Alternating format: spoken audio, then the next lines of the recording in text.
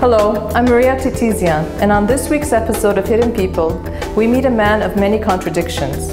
He is a high-profile politician who hates politics. He fought for the liberation of Artsakh, but talks candidly about his aversion to war. He grew up as a child of a known Soviet dissident and became a political prisoner after Armenian independence. Meet Vahan Hovhannisyan on Hidden People now.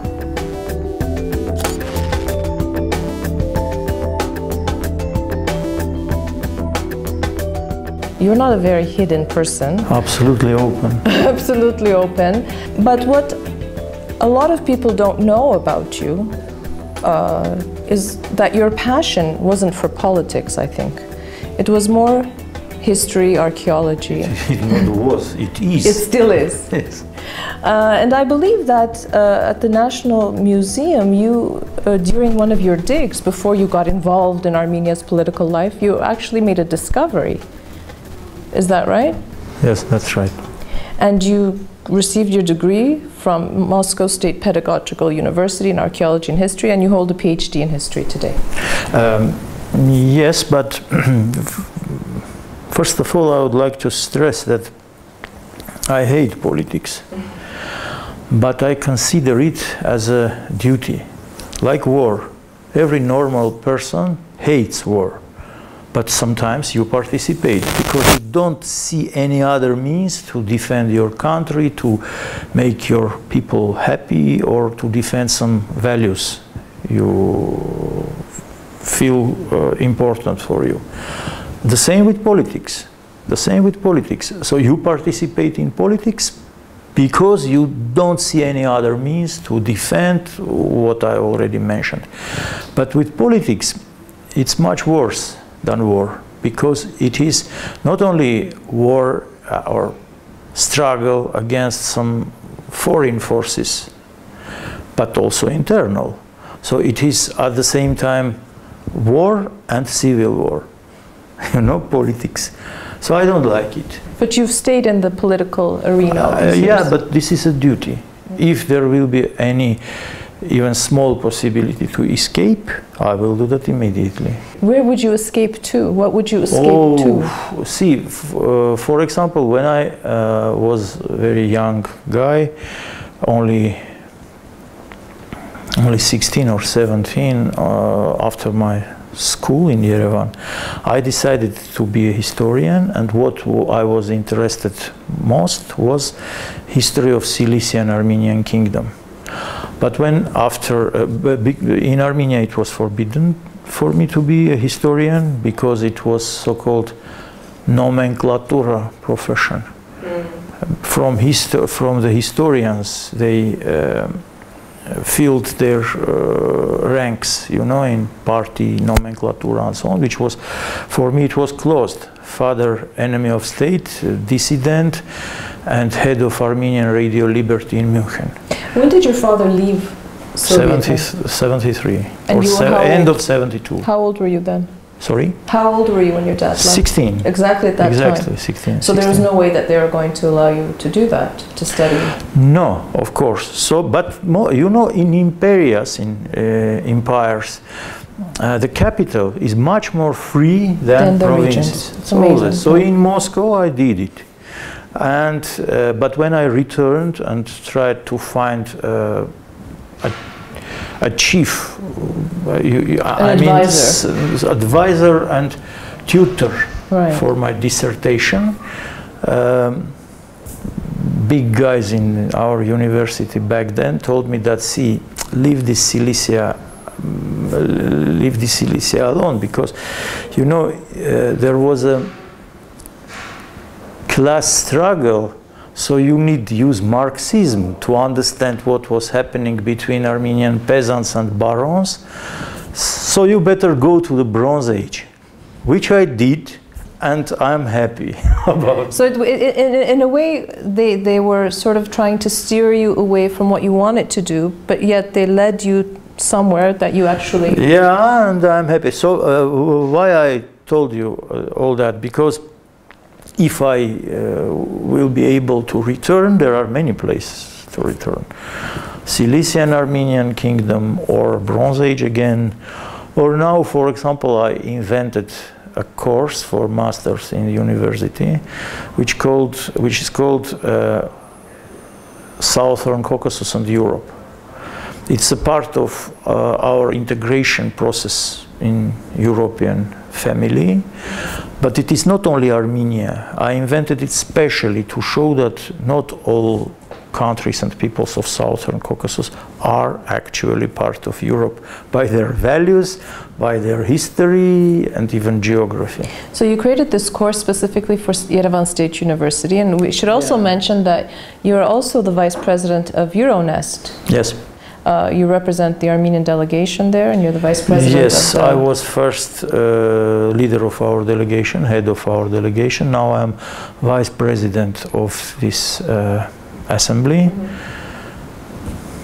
And do you think Armenia... Another place to fight. Yeah, there's many arenas, isn't there, for you? If you allow yourself, I mean, there's the struggle we have with European integration, if that is what we want. I mean, I don't know if that's what we want. There's some part of Armenian society really wants that, but our leading political circles, they are somewhat avoiding a concrete answer. I want to come back to the archaeology thing, only because, you know, when I was a little kid growing up in Canada, from grade 3 till grade 8, I was convinced I was going to be an archaeologist, until my father said, "Sweetheart, we're not rich enough for you to be an archaeologist." Now, why he said that, I have no idea, but he sort of took me off the path of that passion that I had. I just want to know, I mean, have you been on digs, on excavations? Yeah, many times. Many times. When was the last time you were able to even do that?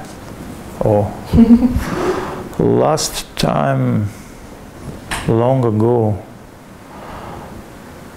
89, I think. Because after that, the war already started. So, because, you know, I served in Soviet army on Chinese border during very tough times. We were taught everything which you can need in battle, to fight from everything. So I felt my duty to teach something to the guys who were filled by patriotic passion, but had no experience whatsoever, you know. So that's one of the reasons why I felt compelled to leave my beloved archaeology. But before that, you mentioned already, for example, this treasure of Karashamb. Karashamb? Karashamb is the name of the village, but near that there was a great, huge kurgan. It's an archaeological name for big burial. Okay. Oh, a burial site. Yeah. So and in approximately 23rd, 22nd century before Christ, one of the highest chiefs of the tribes of Armenian highland was buried there. And fortunately, nothing was stolen. So it was not robbed. This burial was not robbed. And fantastic amount of golden and silver artifacts were found there, and one of them, silver goblet, covered with different mythological scenes. When Boris Piotrovsky saw it, he was alive then, he almost fainted, saying that 10 millions of dollars starting price at Sotheby's. Really? Really. Now, of course, where's that goblet? In the museum, of course, not in our house. But there were different other artifacts: golden goblet, golden jewelry of very high quality work. And what is interesting, before that, this culture is called Trialet Ivanadzor. So it was absolutely visible that it's local culture which was which reached very high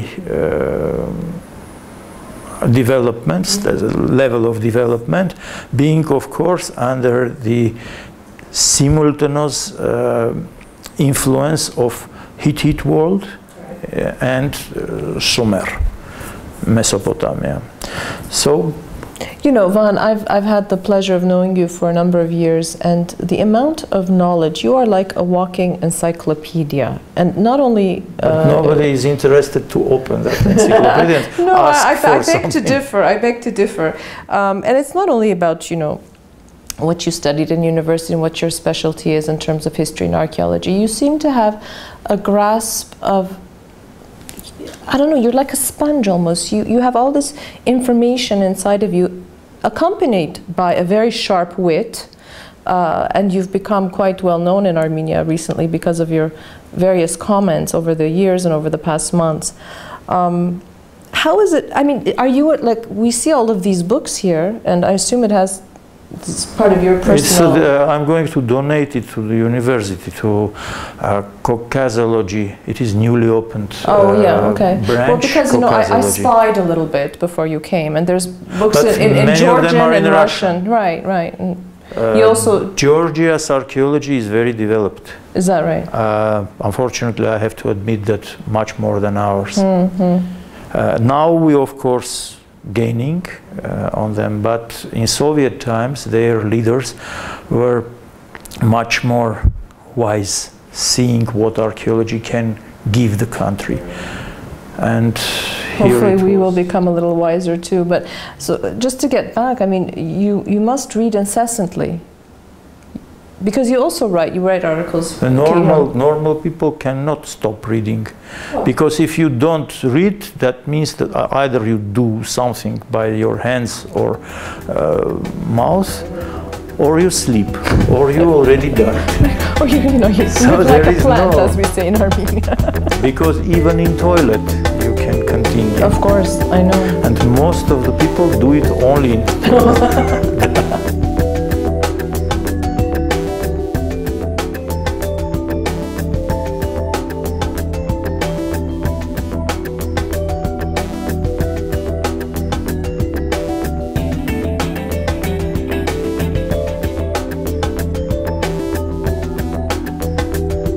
You know, when your father left Armenia, Soviet Armenia, you were just 16. It's a very difficult age to be for anybody. I cannot say that Soviet Union was very harsh on us. Afterwards, they weren't? No, they tried to convince my mother to divorce my father, like enemy of state. I don't like him anymore, I don't love him anymore, I love Soviet homeland and so on, Communist Party, but my mother of course refused. So we remained Hovhannisyans, we didn't change our family, and we had some hidden covered connection with my father, but of course it was not open.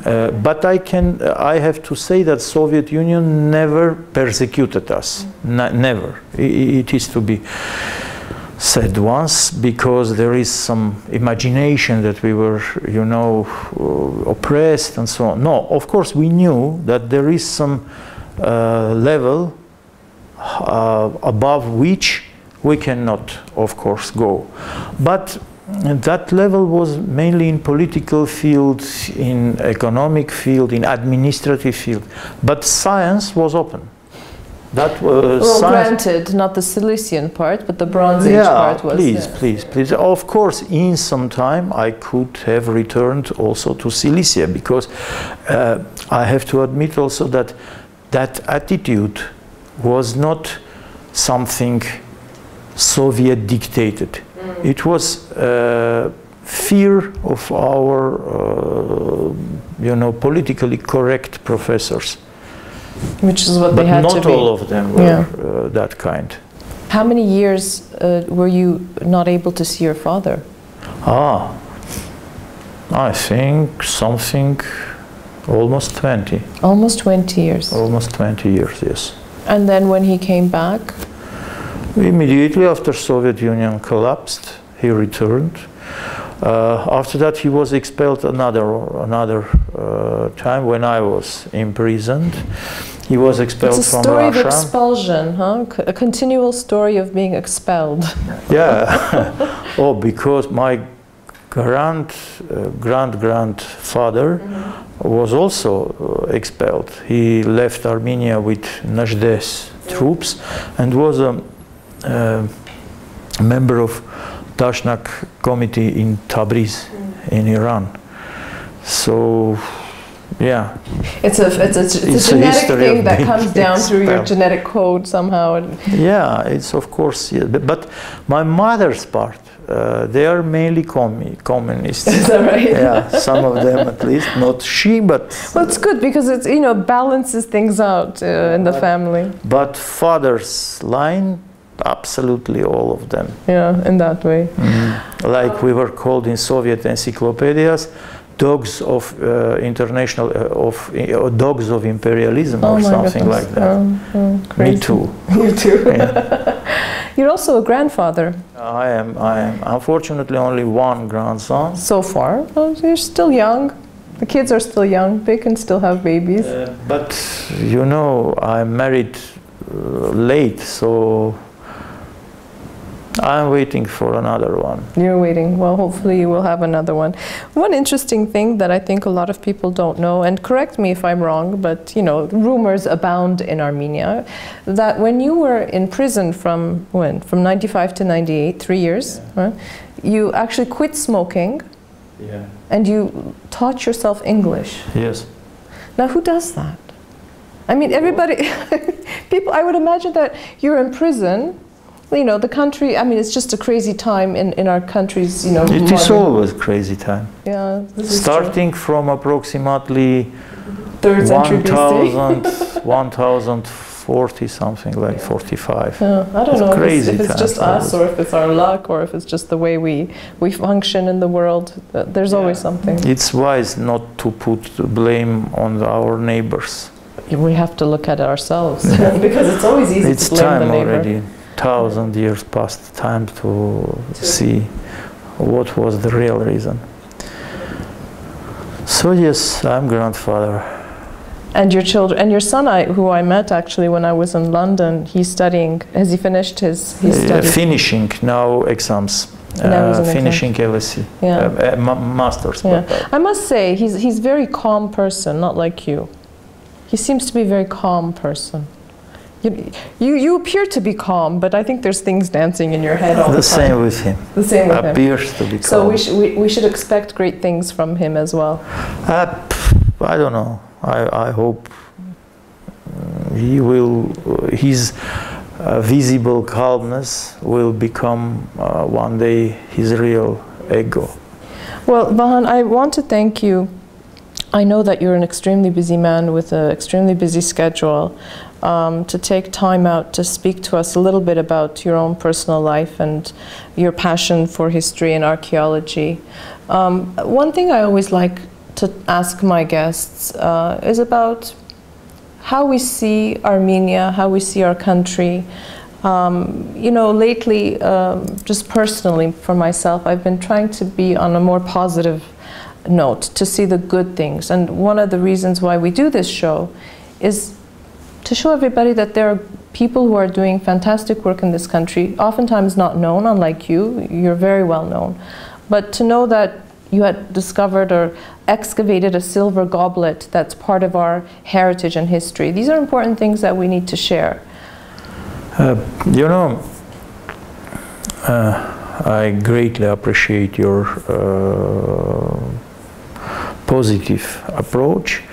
But I think that we did a great mistake in the beginning of 90s. When I say we, I mean, first of all, of course, my party, Dashnaks, but not only us, the political class of Armenia. One part of that class, educated people, people with some heritage, people with some knowledge of administrative structure of country, how to rule and so on, they left. Another part, like us, we were not prepared. We thought that what we call European values or what we call democratic institutions, we can introduce immediately, we can sow them immediately, and immediately will be a crop. But now I understand that what we must have started with was education. Education of our people, and education in many, not only giving knowledge, but giving... Absolutely, yeah, absolutely. Value systems. What we mean when we say democracy. What do we understand by democracy? Now I understand, for example, why in the beginning, the first part of 20th century, such developed democracies like United States, of Britain, or France, or Switzerland, gave the voting right only to those who passed some kind of exam. Of a certain class of people, of an educated. Yes, not everybody is entitled to decide the fate of our people. And now when we see how so the class of lumpens emerged in Armenia, not only in Armenia, who have nothing to sell. What is our life? We are selling our knowledge, our work. Somebody even are selling their body. But everybody are in the process of this kind of commerce. That's life around the globe. But the people who has nothing to sell, they start selling their political rights to those who can pay. And who can pay, you can see them. They could not pass any face control in the European restaurants, for example. Right. But they are able to buy the political right of other people. That's what we call inequality. So we had to prepare people for such kind of life. Maybe it was rude to, from my side, to call it all commerce, but this is life. This is our reality. We see it. Yeah, we see it. The countries do that. One has big territory, another country has oil or good skills of his workers, nothing but only, I don't know, good weapon remained from the former times and so on. So everybody has something to be either sold or put on the market. And now, not only our citizens or inhabitants, because they are not citizens. The guys who sell their political rights are not citizens anymore. They are inhabitants. So we lost our citizens. We didn't think about creating citizens here in Armenia. And this is what we should. And for inhabitant, it is the same. Yeah, it doesn't who matter. live here or in Siberia. Right. And that's why they leave. One of the reasons. That's one of the reasons of immigration. Right. Right. I agree. Not only economic reasons, low salaries. No. Because they don't feel themselves citizens. Yeah, and this is the biggest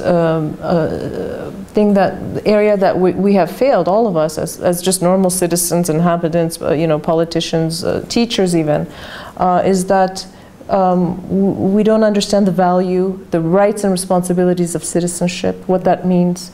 When I sell my vote, what does that entail for me, my family, my community, my country? Because as a result, today country has nothing to put on the market, on the world market. Right. In political field, even in cultural field. We claim themselves as the oldest people with oldest cultural and Christian heritage. But do we have something to show in the world market, in the field of politics, culture, I don't know what? science, everything, science, in every yes. field. Yeah, we have this inferiority, superiority complex all the time. You know, the first Christian nation, the first this, the first that, and yet, what do we have to show for it today? We are the first Christian nation which is now not Christian anymore. Yeah. There, I don't know, maybe the atheist decades of Soviet rule played a part, played some role, but not only that, not only that. Well, I believe, I agree completely that education is the key, and not, like you said, not only, you know, the rudimentary things of, you know, reading, writing, but the actual value system, the approach, the mentality. Possibility to ability to evaluate themselves. Our people lack that. Yeah, well, I hope that you, you know, with the courses that you teach and just through you know, you serve by example, and that's the important thing. And I hope you continue to serve Armenia, even though... I think now it is not only small auditoriums of university or different institutions. We have to do it through TV. Taking in as much as possible people, as many as possible. To reach a wider audience, right? Yeah, so that yes. they understand. And starting not from high materials, you know, starting from elementary things.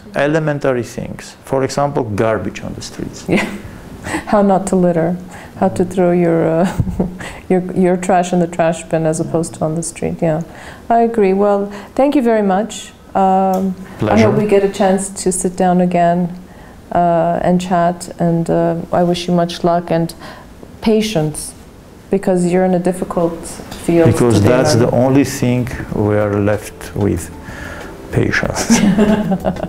And hope. And hope. And hope. Thank you. Thank you.